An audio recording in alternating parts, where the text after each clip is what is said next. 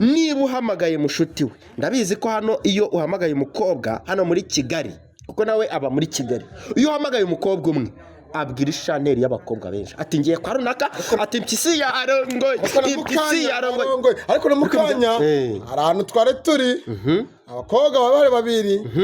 bare baje mu kiganiro harimo magaye umwe haza benshi none urugero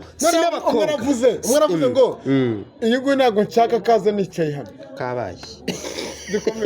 sinabakobwa gusa niyo umugabo cyangwa se umusore aguhamagaye w'inshuti yawe akaguhamagara akavuga ngo agiye kukugurira uri kumva icyo kintu ngo nuje kugurira wenda akantu ko kunywa iyo hageze akuguriye kamwe uhita ufata telefone ugahamagara mugenzi wawe ibyo bintu urabyumva gusa donda ngo uzikora umurezi ati amafaranga umbase yego ndi kuri labororo yego ataka moto sadonda cyane nunda tifata kamoto bitano zahembwa please ibyo bintu bibaho tazi 13 zikwa cyuga zasomerwa nawe umusore ugira ati birimu ariko akamubwira noneho si byari mu rukiko ejo ni sejora si byari mu rukiko yego byari mu rukiko namukandikana nakoze kindi kubera iki nge ni ikibazo nge ni ibibazo mba nkunda kwibariza abantu kubera iki muri komantere babaze yaje mu rukiko yamara kugera mu rukiko ngo urukiko birapfuye inteko y'urukiko ivuze gutya ngo birapfuye kandi ari bwo munsi wari gufata no ku bwa kazungu uzaba wumva ku itariki 24 ujya ukurikira umuntu ati kuri no munsi birapfuye ujya ukurikira umuntu ujya ukurikira wumva buretse ujya ukurikira umuntu utwa Kayumba uramwibuka muri gereza ya Nyarugenge iyo Kayumba abantu babagafunyemo hari bagwati Kayumba ubu nawe ari mu moko ataraye ariko reka mbabwire maboko ataraye no mucamanza no muyobozi umba nusarapfe namubuze ntago ari we wenyine ese kazungu ubibya katabivuze cyangwa ari iki cyangwa ni makuru katabivuze se mu rukiko barabisomye cyereka niba yarabivuze ahandi yarawuhawe kuko bamusomeye byose aregwa yarawuhawe umwanya urumva aravuga urarenzaho iki ntacyo umwanya wa mbere yahawe no kubwira abanyamakuru ngo nta kinyamakuru ushaka hano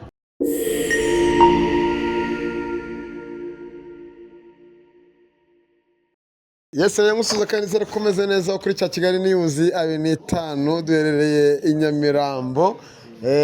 la belele semena kiracyava la belele semena kiracyava birasekeje la belele resto bal kabaye ndizera ko murabona mu kiganiro icyo cyapa ubwo ukenera kuzazayo azazeyo kuko impamvu nabisomye neza njye ntago nzi igifaransa Museveni akwata Uganda wari washaye bitangira kunsetsa so hano duhagaze reka twamamarize kubera ko hari impamvu nta kibazo bafite ibyo kurya byiza bakagira ibyo kunywa byiza kuba Katolika mukunda kantuza nyine ntago bitera hangova cyane bakorera ku gihe bafite ibintu byiza cyane ibyo kurya byiza inkoko inyama n'ihene n'ingurube turi kumwe n'umusilamu utabikunda bagira n'ihene bagira amafi bagira kila kitu muri la bilulu ibintu byose ni sawa cyane imanda stade mumena ku cyapa cya 993 ibumoso bwawe ugiye kuri stade mumena naho ngaho ariko nigeze kumva ntago batwishe tubu turabamo boya ariko ahantu buri ugomba kubavuga naho ngiye hari kubamariza cyane kuko reka nkwereke hari umuntu impamvu giye mbivuze hari umuntu ejo bundi waruvuye mu Burundi no muri Canada yaje hano yego mu Burundi arangije ni niga yanjye abaramamagara ati Sadunda Profete manzi umugabo w'isadunda ati ataka kanya ati ni hehe nakwiyakirira ndahabura pe hano hari amarogi basasa neza amarogi nyine hano uryame byumba n'amatara nziza ase boss hano rihe azatwishyura kandi mu ndavuga n'icaka cyiza cyane urumva uhashaka uramvugisha mbyibuka nkibuka la bilule uvugisha isiyaka manager n'abakobwa beza bazi gutanga customer ikindi uswa turi hafi y'urukiko rw'ibanze ejo buretse gatoya ejo yaragiye ku buretse ntundakaze ntange ikiganiro neza nawe nakora akazi uzi ko nyiri hano ari umurundi kandi abadukurikira mu cyongereza batandukanye ari abarundi b'inshuti zanjye abari Burundi Kenya muri Canada muri Amerika nyiri hano umurundi azi ko ariyo mpamvu yanditseho ibifaransa mu Burundi bakoresha ibifaransa nibyo bazi azi bisobanura iki mu cyongereza la belo ni bya bindi bashyira ku muntu ariko ndimo ndabona nefone fari hari akagurube karyoshye benzi karyoha cyane zabibaza giti giteye pasi bishamure byanze babereka songo atashari yitwa ngo nagufata nakuvuna giti giteye ibiki ibyatsi good aho ni giteye pasi bishamure byanze babereka ako siko kiriho cyapa ndi kureba kiriho na matera n'ibitanda akamera barimo n'ikibona neza baze kugishyira hano inyuma twakoreye henshi ariko ejo bundi hano twari tukabiganira ejo bundi umuntu yaranyirukankanye shana namweretse umusekire byagenze gute zaje kwishyura ese ujya ukora ikosa waje kwishyura utamamagaye ngo masese umuntu yarasinze arantsindira ndavuga ahantu haraciritse atereka ngo ruki twata ahantu haraciritse kanegere muri laberore aha laberore labero nyine turakwa kazungu twagiye laberore iyo umaze gusinda baragutwara bakakuryamisha mu buriri bwabo uri kubyumva ntibakwishyuze bugacyo ugataha ariko abakozi bagira ubwoba twagiye kwa kazungu laberore nimero bayishyire hasi muzabahamagara ubundi ntabwo tucyase bazatwishyura uzima tuvuze gutyo abashaka kwamamaza screen zabo urumva batureberaho barimo barabona nimero zawe nimero 0782 biri harya 28 naki boss wana turamuheka mu ariko uzi impamvu ni umwana mwiza ariko kazungu ngarwaye sida natwe cyo bintu uri kuzana twagiye kwa kazungu garwaye sida mu kiganiro cyatambutse kazungu arwaye sida mu rukiko ati impamvu nabikoze ndwaye sida izamu ni ryanyu na boni yanyu ariko se reka nkubaze ikibazo uca umuntu umutwe no kumwamabarira reka nkubaze ikibazo kimwe Gatindi Kazutu umvare Kazungu afite ibyangombwa byo kwa muganga bigaragaza ko arwaye sida. Umuvugizi wa RIB Murangira yavuze yuko mu bipimo bapimye Kazungu by'umubiri basanze muzima byose diabete ibiki marasima kanseri ibiki byose uri muzima. Ariko profe yego kweki Kazungu yatekereza kuvuga ngo ndwaye sida ngo impamvu nishe bari abantu 14 ngo niko banyanduza sida niye mpamvu kandi atekaga umutwe kera twize wenda rikavuga entrepreneurship kwanye nize economics na science entrepreneurship ariko bisobanura mu Kinyarwanda kuko ari abantu badukurikiye urumva batagiye mu ishuri ndabyumva nyine barayiza abanagiye mose urabizi ariko entrepreneurship ni nk'ubukungu cyangwa se iki kindi uri kumva entrepreneurship twize icyo bita Chamber of the Channel ni shene y'uruhererekane rw'uburyo ubucuruzi ibiki uhera kuri retailer ukakomeza kugeza ku nganda ku ruganda ugakomeza nyine ni Chamber of the Channel abantu bize entrepreneurship barabizi ibi bintu bya Kazungu mwishura mu ruganda oya hama inganda hama icyo bita production ari productivity production tujye kuri Kazungu impamvu bivuze nuko nguko Chamber of the Channel nuruhererekane nuruhererekane basi nshatse kuvuga n'ibintu bya Kazungu biri mu ruhererekane Kazungu Imana yankora mutungo ngo Kazungu yitabye Imana cyo nishita oya icyo bikiretse tubanze turebe ese urugero impamvu mvuze ko biri mu ruhererekane urugero ufashe telefone niko yaburanye avuga ufashe telefone y'umuntu uri kumva y'umuntu ni urugero rumwe ntanze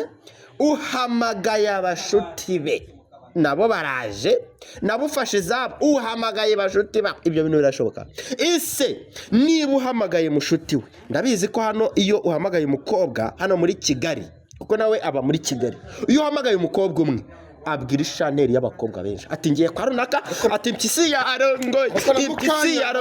ariko no mukanya hari ahantu twari turi abakobwa bari babiri bari baje mu kiganiro harimo amagaye umwe haza benshi noneho urugero sinabakobwa umwe aravuze ngo iyi nguyu ntabwo nshaka kaza nicaye hano kabaye sinabakobwa gusa niyo umugabo cyangwa se umusore aguhamagaye w'inshuti yawe akaguhamagara akavuga ngo agiye kukugurira uri kumva icyo kintu ngo nuje kugurira wenda akantu ko kunywa iyo hageze akuguriye kamwe uhita ufata telefone ugahamagara mugenzi wawe ibyo bintu urabyumva gusa donda ngo uzikora umurezi afite amafaranga yego ndi kuri labororo fata moto sadonda cyane nundi ati fata moto YouTube cyane uzahembwa please ibyo bintu bibaho YouTube uzahembwa no munsi ndigurira akantu urigurira akantu wahembwa aho ni sawa uri kumva none se n'urugero rumwe ntanze ikindi cya kabiri kugira ngo bisobanurire rimwe ikindi cya kabiri ufashe umwanya wawe urabura si yaburanye avuga ngo bamwe yarabatekaga akagira gute ntuhaye urugero rumwe fata umusatsi wawe ushyire mu ziko mu gipangu barasohoka yego icyo kintu ntabwo cyumva turacyanga gutunga urutoki ndacyasobanura cyembaro abo bayobozi b'imidugudu ndacyari gusobanura uruhererekane rw'ibintu birimo ahangaha fata umusatsi wawe uwutwike barakwirukana mu gipangu kubera umuntu banukiwe ufasha abantu none urabatetse baboze hajemo n'ikiriti oya ntago bibaho ufasha abantu urabatetse baratogose umunuko iki abibaho ko ndi kazungu yari afite chembarogi nk'uko twabivuga mbese aba baturage bari baturanye na kazungu anakodeshaga nta muntu uko mumbarire munsobanurire neza ngo harya baravuze ngo randirodi we niwe uri imageragere cyangwa wapi munsobanurire neza randirodi we niwe ufungiye imageragere randirodi we niwe uri imageragere ni ikibazo niwe cyangwa siwe baravuze ngo ninde uri imageragere yafashe ibyangombwa hari umuntu afite ibyangombwa ufungiye imageragere ku mazina ufungiye imageragere uwo muntu bahuye gute ariko none si ibyo byangombwa yabifasha rero ibi bintu ntago duhakanye ko kazungu atisha abo bantu ntago tubihakanye ariko ikintu kiraha basi twe tumenye batubwire neza ibintu birimo ibyangombwa bye byageze kwa kazungu gute noneho ikindi kazungu ntabwo ushobora kwica umuntu uyu munsi ngo umushyingure mu myenda ye yambaye kireka yambaye ubusa mu myenda ye yambaye hanyuma hari imibiri bagiye bakuramo imwe yaraboze indi ikiri mishyashya yaboze niyo hasi yapfuye yangiritse kandi iyo wambaye umwenda hashira nk'imyaka 2 kugira ngo umubiri urangire none nago tuzi impamvu kazungu iminsi 40 yamugereyeho urumva akagera nyine nicyo mvuga yagiye muri ribugute cyangwa muri ribugute kugira ngo ajye kuvuga ibyo yakoze cyangwa hari umuntu wavuye muri ya minsi 40 gatungurutse ati nyabara muri iriya nzu harimo umuntu wica abantu aho ni ikibazo dufite reka nkwereke ikibazo kiri ahangaha baravuze ngo hari hano muri iki gihugu iyo ufashe haramutse hasohotse umukobwa uwo ari we wese yaba yambaye ubusa yaba atabwambaye muri gato yawe avuze induru byakugendekera gute nanjye utuye ikana nanjye nahita mbimenya ko iwawe hasohotse umukobwa sibyo ribu yahita igufatika kuzirika ariko umukobwa yarasohotse niyo mpamvu ubwira ngo ibintu bya kazungu yanze kubavuga yarabahishe ni ibintu birebire birishe ni birebire aha ribu ni duha makuru uragize umukobwa asohotse we kazungu hari abandi bantu be bafatanyije urumva kiriya gikorwa urumva twataye muri yombi andi makuru ahari nayuko kazungu umukobwa yasohotse yiruka kazungu amwiruka inyuma arangije umukobwa ajya kwa mutekano urabyumva ntago byabahira arangije banza mve agiye kwa mutekano aravuga atanga ikirego mutekano ati ibyo uriya ntago tubizi ntimuzangarure ikirego birahari abaturage siko bavuze abaturage ntago ariko nyahagazeho kuko arahari hano hanze abaturage siko bavuze aturiya ntago ibirego bye no nimuzongere kubimpereza kuko ntago tumuzi. Ariko igihari niko ngo umukobwa avuye kwa Kazungu yirukanka bamuhereje utwenda agashyira akambara none nabyo nzi. Hanyuma reka nkubaze kuki butakeye basi mbabare mbwiza ukuri sibyo kuki butakeye ribu yo yonyine ati ibyaha ndegwa byose ndabyemera. Wabikoze kubera iki? Banteye sida. Ribi tangaza iki? Ndi muzima. Noneho ikibazo kiri aho ngaho barabaje Kazungu urasubiramo ntago nsubiramo. Nta kindi ndenga urarenzaho iki? Ntacyo ndenzaho. Umupira ni uwanyu mujye mu kibuga mu cengi. Ariko nizamu ni iryanyu. Noneho aho ngaho Kazungu ninde agiye gukina nawo umupira? Kazungu ninde? Ibaze uramuretse uragiye ati nkwaye iminsi 30 kuri izi tariki zinizi 23 tuzasoma urubanza. Kazungu arishongoye izamu ni iryanyu. Kazungu urinde wo kujya imbere y'abacamanza ati nyakubahwa perezida w'urukiko izamu ni iryanyu n'umupira n'uwanyu nimurangaraho gato. Ibaze nimurangaraho gato urabaca mu myanya y'iki yewe we Kazungu uri muntu ki icyo ni niyo mpamvu mvuga ngo aha hantu nta muntu numwe ushobora gukora icyaha no muri iki gihugu cyacu cy'u Rwanda gukora icyaha ngo ujye mu rukiko n'abagikoze mfashe nka kwica n'urugero nka gucaho umutwe n'urugero ntanze hano kuri kamera hano n'abantu bareba najya imbere hara nkabihakana kandi video ihari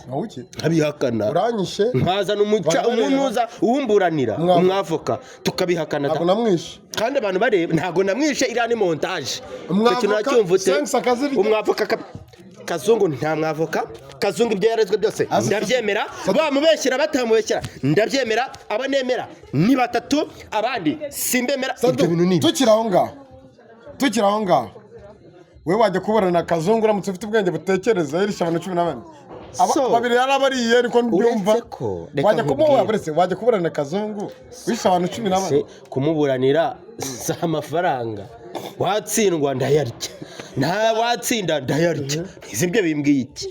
ngena ngatanga isomo ngavuga ati Titi Brown nabonye reka tujye Kazungu atadutera umwaka impamvu Kazungu reka tujye twinjira mu bye hagaragaye nabonye abantu izi mbuga dukoresha hagaragara abantu bavuga ngo yari afite umugore n'abana n'umwana kabiri mama we ngo yaje gatatu twabonye uwo yiciye umwana niwe waje ni cyanyuma ngiye kuvugaho ese ko twabonye umwe hano muri iki gihugu cy'u Rwanda ubuze umuntu ijoro rimwe ntataye n'irindi ntata ubigenza icyo kintu kimwe cyane agahinda ubigenza ute bwiza bari abantu 13 twabonye reka twemere ko twanyuma Eric yego reka twemere ko zarindaye tubyemere ko zanaturutse wenda n'urugero n'urugero ntanze ni nda abantu bose niko babizi indangamirwa nta kibazo niko na Kazungu yabivugaga hanyuma tubyemere ko ariko zimeze zaturutse mu byaro zije gukorera akazi burakeye abo babana wapi randirode baba mu gipangu wapi ejo wapi gutya wapi nta makuru naya namwe nta n'umubyeyi wavuze ati nabuze umwana reka aze kumushakira kwa Kazungu ngo ndebe habonetse Munyarwanda ati icyangira umuntu gitera gahinda ko cyabivuze haba umuntu hari nawe umuntu wenda tuvuge gutyo tujye dusesengura ibintu nirimo dusesengura tunareba facts sibyo urumva bari abantu bavuze ku ipoto ni ikibazo mfite ipoto iba insinga niyo mpamvu tubanza kumenya tuti ese bari abantu bishwe vuba ko Kazungu atari gutanga amakuru ko Kazungu atari kugira icyo avuga byose akabyemera byose akagira gute bira bintu nibiki hari impamvu aho Kazungu ngo yavutse mu ngagari buracya tujya kwa Titi Brown Kazungu reka tumureke mujye muri comment namwe mutubwire Titi Brown n'umuvandimwe nzi ko muruta reka mbabwize uko agenda karanyica nari mahari rwose nicaye n'ino agenda karanyica oya erega hano turabeshyerwa namenye amakuru mumbaze ngo nayakuye ndabyenda bisobanura namenye amakuru ko byanga bikunda Titi Brown hari umuntu ukomeye uri mu bintu bye uretse gatoya ntiyateye inda nuriya bavuga ntiyamwinjiye nibiki Sadu ukivuga aho ngaho ninde muntu ukomeye kurenza Uwiteka ushobora byose ahubwo se ninde ukomeye hano muri iki gihugu kurenza Kagame perezida w'igihugu kubera ko perezida w'igihugu niwe uyoboye aba bose bari aha ngaha kuvuga ngo perezida urumva aze urumva buretse gatoya buretse aze akemura ikibazo cya Titi Brown hari ubutabera reka neze uwo muntu ukomeye ntago azapfa wenda reka nkwereke urimo kumwambisha Titi Brown ntago amaraso isi yakaburiya hari n'andi makuru nafashe ngo Titi Brown ngo numvishe ngo Titi Brown ngo niba bashobora kuzamura ari nkanda somaraso ariko reka mbabwire arasa abantu bose mbere yo gukora ibyo yo kumva inkuru ngo Titi Brown yapfuye babanze bazane uwateye induru ya mukobwa kuko Titi Brown byaragaragaye nibarangiza mu myaka igera kuri 2 Titi Brown amaze muri gereza ariko minsi 30 uri kumva ahabwa iyo minsi bukongera agahabwa iyo minsi bikongera agahabwa iyo minsi impozamarira urabyumva tariki 13 z'ukwa cumi azasomerwa nawe umusore ugira ati birimuwe ariko reka mubwire noneho si byari mu rukiko ejo ni sejora si byari mu rukiko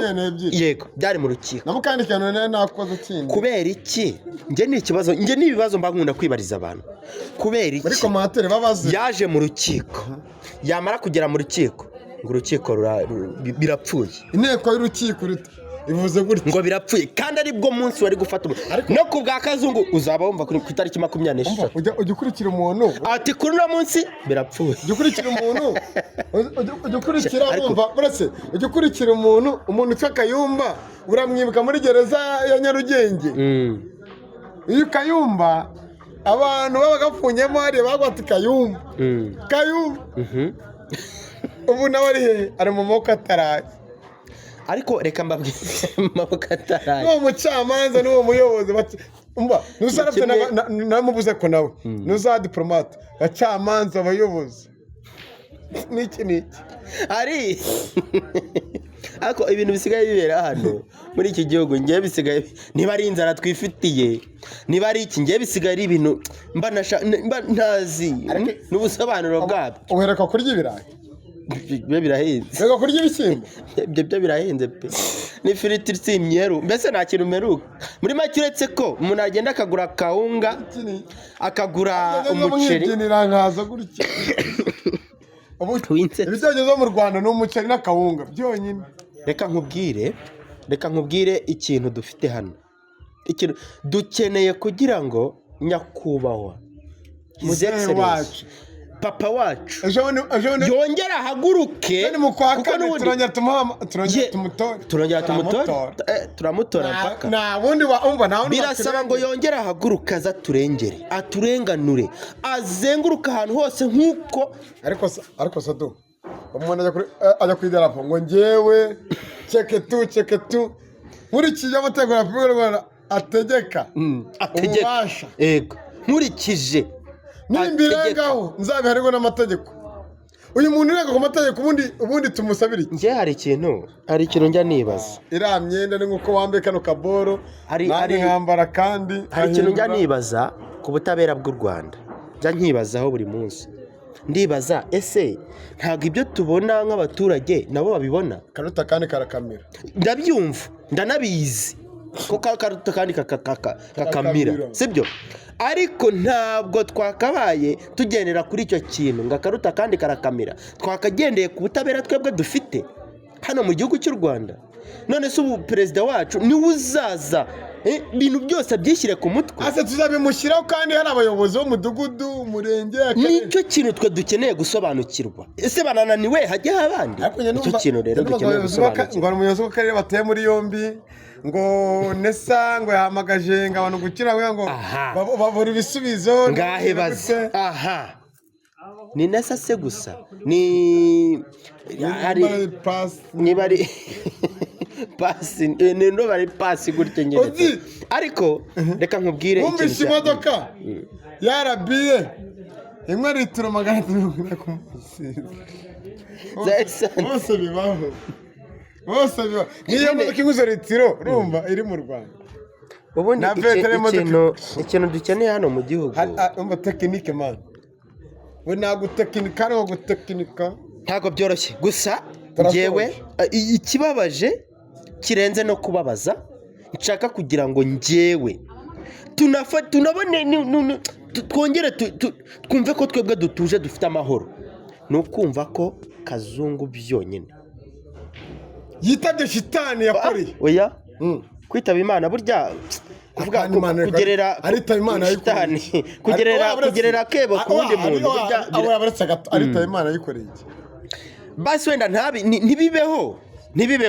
reka bireke kubaho ariko bamutuzanire nk'abaturage asobanure neza n'ibyo byabaho iyo nta nkuru irimo n'ibyo byabaho reka ngusobanurire reka nkubwire aho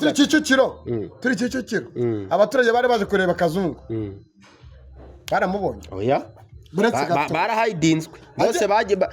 winjiragamo ufite ibyangombwa none se abantu basekaga special force abantu basakaga special force winjiraga bagusoma hari akantu hari niba warandikiraga kugira ngo uje gukora iki ufite iki nuko zana ikarita iriho RDB niki niko byagenda RMC niki kugira ngo twinjire abetubaza ariko bamwe na bamwe ntabyango bavuga ko ari umuntu wamfotoye napfukamye meze ni nanjye ari umuntu aciye amazuru yanjye n'umunwa ashyiraho igihanga n'ingofero kuko naribaje se birabujijwe kujya kumva urubanza rwa Kazungu ese ko nkinjira nasanzemo abantu batarenze 6 narinzi ko byagenze bite nyuma nkajya kubona bamukatiye iminsi 30 hari uriya mubyeyi yari ategereje kumva ko bamukatiye urwo gupfa uriya mukecuru twatwica acyumva ati iminsi 30 ujya kurya ibigori imageragere umukecuru yicaranye wakamuga twatwicaranye ubana n'ubumuga twicaranye ahubwo bagiye bagisoza abanyamakuru dusohotse n'abandi akigera mu muryango ati Kazungu reka nkubwire ibyura ni byinshi ubivuze bwakwira bugacya birimo isheni ndende dukeneye kubona Landlord akaza hano akadusobanurira dukeneye kubona Kazungu avuga umuntu bafatanya biriya bintu ntago ari we wenyine ese Kazungu ubivuga katabivuze cyangwa ari iki